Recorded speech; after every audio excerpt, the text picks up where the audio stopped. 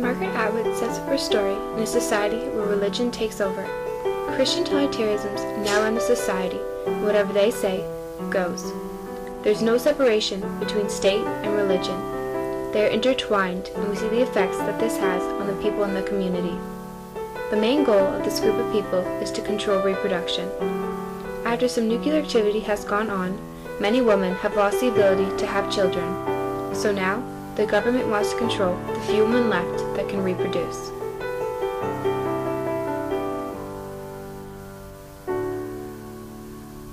In this society, they see men as the more dominant gender and feel as though they are more important than women.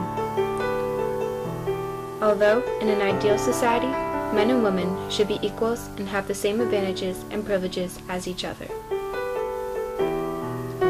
Atwood creates a society where women are seen as a lesser sort of humanity and shows how society in general differs from today's after religion takes over. Unlike what our government would do today, their government uses fear and punishment to scare the women into what they want them to do. They no longer have an opinion, but must think and talk about what the government thinks is right, otherwise punishment will come their way. When a woman betrays what they are told, nothing good can arise. When the women do wrong, they do such things as hurt them with a cattle prod and make a big spectacle when someone does something out of place. When someone commits a crime, they are sent to what used to be the Harvard Yard. All of the women in that district must attend, and all the handmaids must hold a long rope and assist to hang the perpetrator. This shows the dominance that the government has over the district. They intend to show their power over them and put fear into all of their hearts. In our recent day society, we convict criminals of our crimes and have gotten rid of the death penalty, as we see it as a harsh and heinous punishment and do not intend to physically harm the people who commit wrong. Atwood society also puts control over the women with a type of brainwashing. In our society, people perceive right and wrong from their own moral values and can stick up for themselves when they know something is wrong. In their society, women are made out to believe that what we would consider rape to be okay. Although they literally tear apart a man that was convicted of rape, they are blind to the reality of their own lives. The handmaids are forced to have sex with the men that own them in order to reproduce. They have no say in whether they want to be a part of it or not, but must go along with it because that is what they are told to do. They make it out to be such a great honor to be a handmaid, and that fertility is the ultimate gift, but in reality, they are being forced to do something against their will. Also, they are being brainwashed into being dependent on men. Everything they do revolves around what the man wants or what the man says. They are owned to one man, and even their names change accordingly. If they were to in fact fall for a different man, like the main character Offred, they would not be able to pursue it, as he is not who she was belonged to. They no longer are an independent woman, but are now the man's property, and no matter what they do, they cannot achieve the same equality as men. In doing all of this, they make it out to be for their own good, and use religion as the basis of all of their decisions. The government says that everything they are doing is okay, because that is what religion told them to do. They incorporate religion into all of their everyday aspects of the women's lives. They have Marthas, angels, guardians of faith, and even their store names are things such as loaves of fish.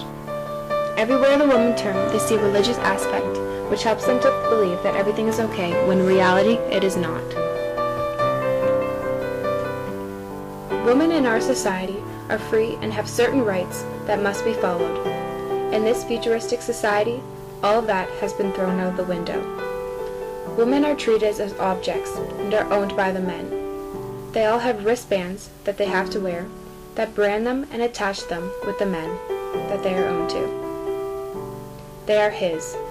They even have their names stripped of them and now become someone such as Offred, who is now of Fred. Women are seen as a lesser form of humanity and therefore cannot vote, hold property or jobs, or do anything else that makes them an independent person. The community is scared of betrayal of the state or the husbands that they will take away all of the women's rights and make sure that they keep control. Women are seen as nothing more than their ability to reproduce, and not appreciated for anything more, as women who are not fertile are labeled unwomen. They are not recognized as women merely because they cannot reproduce. They have taken everything that they had away from them, but for most, they didn't know anything different. Although, for Offred, she has a life before being a handmaid. She had a husband and a daughter that both got taken away from her. She now has nothing left, but has to live with the fact that she is a handmaid. She used to treat herself as an important individual, but now even she starts to see herself as an object, but will not accept the fact. She, although, can do nothing about it, because she lives in a society where whatever the religion says goes.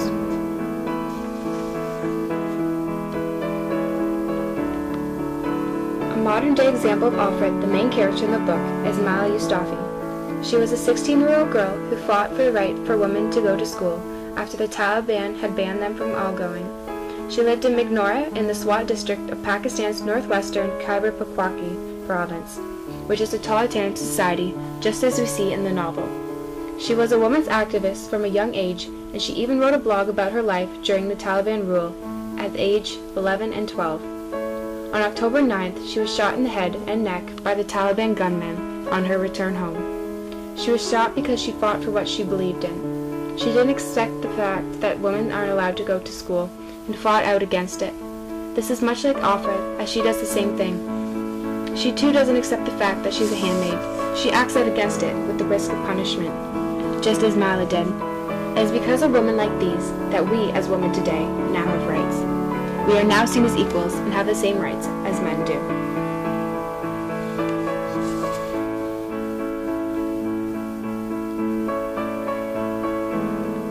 Our society, and the society in the book, mainly differs in three ways. They use punishment and fear into getting the woman into what they want them to do. They brainwash them into thinking that what they are doing is right, and the women are overall just treated as objects and property. We also see the big role that religion takes in all three of these things.